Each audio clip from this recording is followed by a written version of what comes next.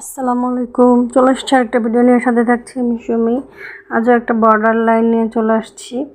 দেখতেছেন, প্রথমে আমি এঁকে নিয়েছি, আঁকা বাঁকা করে ডাল ফোর দিয়ে 4টা পাতা দিয়েছি এবং প্রতিটা যে বাঁকার গ্যাপে ওখানে 3টা করে ড্রয়িং করে নিয়েছি। এখন আমি সেলাইয়ের কাজটা করছি। ডালের ওটা ক্রস দিয়েছি, ক্রসটা একটু ফাঁকা ফাঁকা করে দিয়েছি। ডালের ক্রসটা ফাঁকা দিলে বেশি সুন্দর বলে আমার মনে হয়, সেজন্য।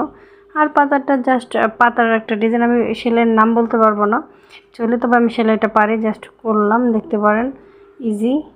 ঠিক আছে।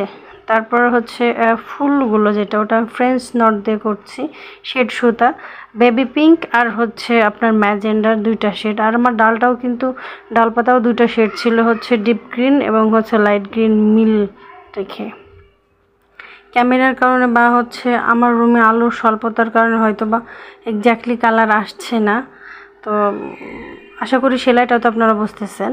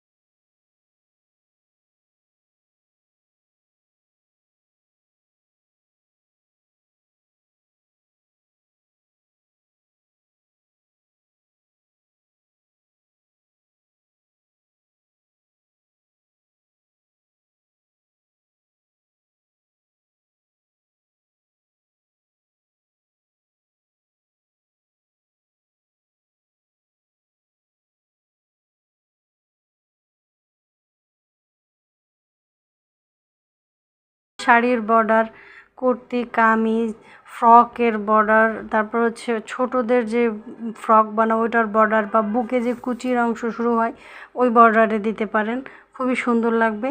আমি সবসময় বলি ফেব্রিক এবং সুতার কালার কন্ট্রাস্টে রাখবেন, ম্যাচিং রাখলেও লাইট ডিপটা একটু মাথায় রাখবেন, তাহলে সুন্দর হবে। ধন্যবাদ আমার সাথে থাকার জন্য।